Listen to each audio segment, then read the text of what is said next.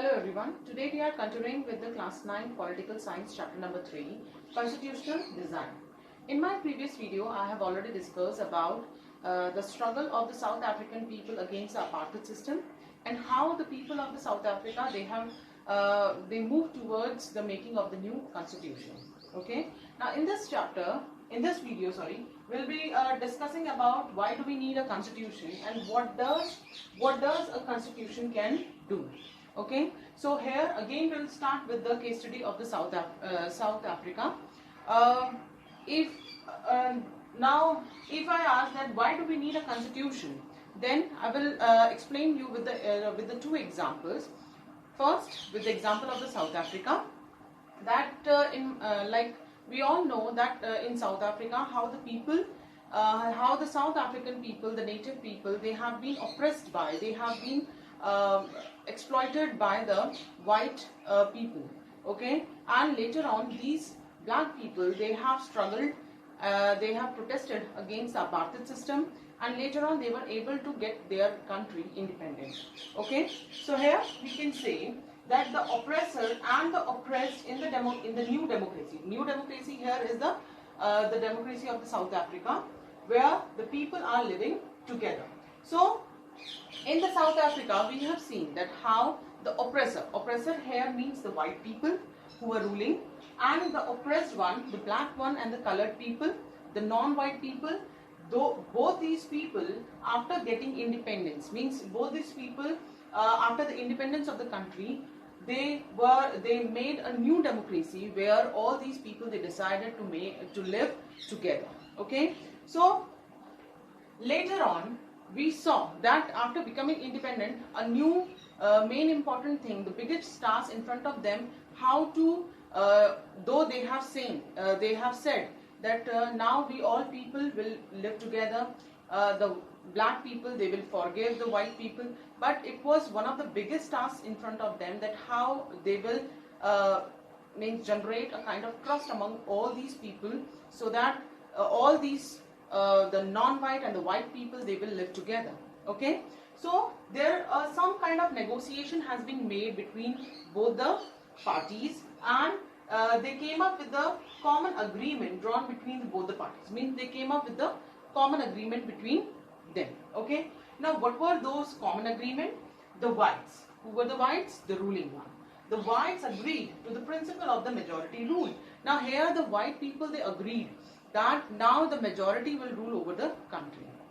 Okay, now who were the majority here?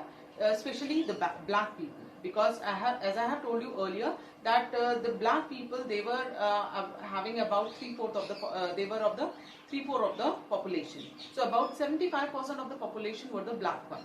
Okay, so these white, they agreed, though they were in the minority, they knew it, and they agreed to the principle of the majority rule. Okay, now second is, they also agreed that some kind of basic right should be given to the poor people and to the workers also. Lastly, they came up with the idea that now every person should have a right to vote, and one person should have one vote. Okay, because earlier under the white rule, the black people or the non-white people, they were not having a voting right. So now they agreed that every person should be given equal voting right opportunity, and every person's vote should be counted as a one. Okay, now the blacks one, on the other hand, the blacks one, they agreed that the majority rule will not be absolute. Now they agreed that okay, that majority, the black will rule over the country, but their rule will not become absolute. Absolute means here they will not become oppressive as the white were. They will not become autocratic, or they will not become I would say dominating over the minority. Okay, so they would not take away the properties of the white minority. As I have told you earlier, that here in the case of the South Africa, all the white people, they have started settling down in the South Africa, unlike in India. Okay, so all these white minority, they were having their own property in the South Africa. So all the black leaders, they agreed that from now onward the black one will not take the property of the white.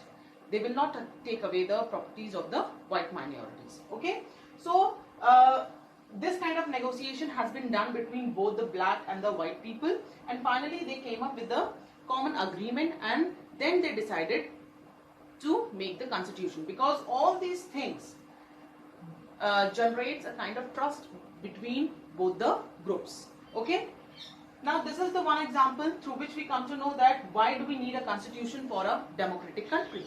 Okay, now next is, you must be knowing that we people, you people play games also. Okay, in games like especially in the football or the cricket matches, there are two teams are there. They are the opponent teams. Okay, but both teams want to win the match. Okay, but there are certain rules have been made by the certain rules are there which has to be abide by both the team.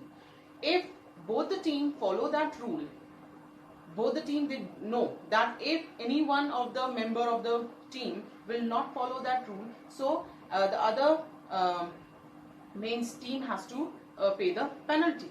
Okay, so this kind of means to draw some constitution, we also require some rules. Here in this case, in first example, we have seen that how the rules has been made by the white and the black people with their common consent. So in that same manner, in game also, some rules have been made which should be followed by both the teams. Okay, so in the same manner, the constitution was made, and we all know what is constitution. Constitution is a set of basic principles or the set of basic rules, or it is a written document that are accepted by all the people living together in the country. Means the constitution is also a kind of a written document or a set of basic rules which has to be followed by the people, the citizens of the country, and by the government of the country, because those rules will bring a kind of trust and coordination among both the government and the people. Okay, so that is why the constitution, we could say it is a set of basic rules. Okay, now next comes that what a constitution can do. Okay, now there are 4 points which you have to remember. First is, it generates a degree of trust and coordination. As I have told you that constitution, which is a set of basic rules required to run any country, because the government has to be follow those rules, and they know that the government will follow the rule, and the citizen of the country will also follow those rules. Okay, so this kind of basic rules, it generates a degree of trust among both the and coordination among both the parties. Okay, now next is, it specifies how the government will be constituted. Now here, this constitution also tells us that how the government will be formed. Okay, like we all know that in our country the government forms whenever the elections are being held in our country, and in those elections we people, the citizen of the country, they elect our ruler. Okay, then only the government is formed, and we all know which person will have the power and how this person will use his power. Okay, so it is also specified in the constitution. Now it lays down the limits on the power of the government and rights of the citizen. Sorry. Now the constitution also limits the power of the government.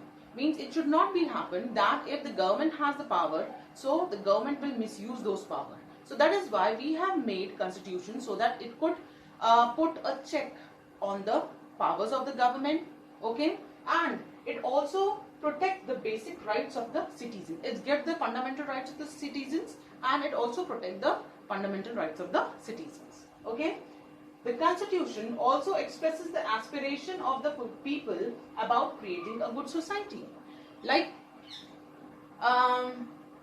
in our constitution, we have made a good rules. We have mentioned many good rules there. Okay, or we have provided some basic right or the fundamental right to the people, so that we can keep keep a check, or we can keep uh, the interest of the people. Okay, like all the people should be treated equally in the country. So when all these things are mentioned in the constitution, so it means it generates a kind of hope among the people. Okay, or it generates a kind of desire among the people or among the citizens that they have to make our society more good. Okay, so these are the things which a constitution can do. Like in many democratic countries are there in the world. If we talk about the oldest democracy in the world is the America. America also means got independence from the Britain, and when it got independence, then they have also made their constitution, and their constitution they have started.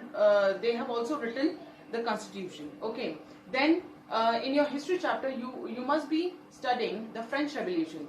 In French Revolution also you must be knowing that how the people of the France, they also got independence, and finally when they become independent, so later on they have also made their own constitution, which was the written constitution. So since then many countries which were becoming independence, which were getting independence, so all these countries they have started, they have made it practice to make a written constitution. Okay, so in the same manner our constitution was also a written constitution. And so this is all about why do we need a constitution and what a constitution can do. Now I hope you must have understand, and in the next video we'll be mainly talking about the formation of the Constituent Assembly, and what kind of problems have been faced by our framers of the Constitution. So thank you.